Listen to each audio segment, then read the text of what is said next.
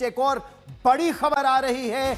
Norway ने ऐलान कर दिया है कि वो पोलैंड में अपने F-35 लड़ाकू विमानों को तैनात करेगा। यह खबर ऐसे समय में आई है जब रूस ने पिछले कुछ दिनों में यूक्रेनी शहरों पर अपने हमले बढ़ा दिए हैं और हर रात लगभग 400 से 500 यूएवी तक दागे जा रहे हैं। और यूक्रेन को नाटो सैन्य सहायता के लिए प्रमुख परिवहन केंद्रों में से एक यानी रुजोव यूसेका हवाई अड्डे की सुरक्षा के लिए आप कह सकते हैं कि पोलैंड से F-35 लड़ाकू विमान भेजेगा। पोलैंड ने बताया है कि इस मिशन का प्रमुख लक्ष्य पोलेशिया हवाई क्षेत्र की सुरक्षा और यूक्रेन की सहायता के लिए एक प्रमुख रसद केंद्र का समर्थन करना है। यानी लगातार F-35 के आ जाने के बाद नाटो के कई बेसेस जो हैं पोलैंड में वो और ज्यादा मजबूत हो जाएंगे। और ये इसलिए किया जा रहा है ताकि ना सिर्फ यूक्रेन की मदद की जा सके बल्कि रूस के खिलाफ एक शील्ड के तौर पर पोलैंड इसको इस्तेमाल कर सकता है।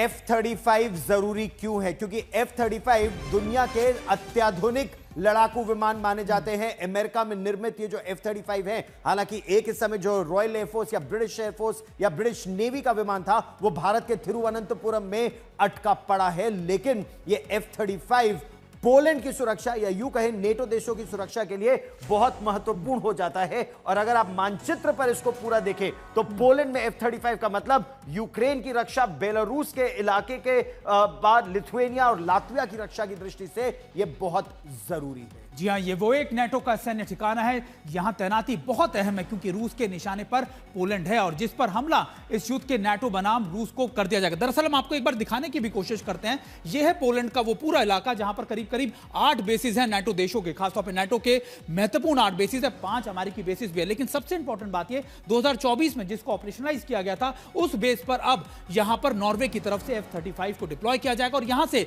जो आप देखें यूक्रेन की जो आप कह सकते हैं सीमा है वो निश्चित तौर पर करीबन 900 किलोमीटर के तौर पर है। लेकिन महत्वपूर्ण क्या है कि इस इलाके में गौरव एक शील्ड के तौर पर इस्तेमाल करना, और यह इसलिए भी जरूरी है क्योंकि अब पोलैंड यह समझता है कि आने वाले वक्त में अगर रूस ऐसे ही बढ़ता रहा तो पोलैंड की जमीन या फिर पोलैंड की सीमाओं को भी खतरा बढ़ सकता है। और अगर ऐसा हुआ तो यह वर्ल्ड वॉर की शुरुआत हो जाएगी, क्योंकि जो नेटो का चार्टर है उसके तहत एक नेटो देश पर हमला पूरे नेटो देशों पर हमले के रूप में देखा जाएगा। और ऐसे में अमेरिका हो, इंग्लैंड हो, जर्मनी हो, फ्रांस हो,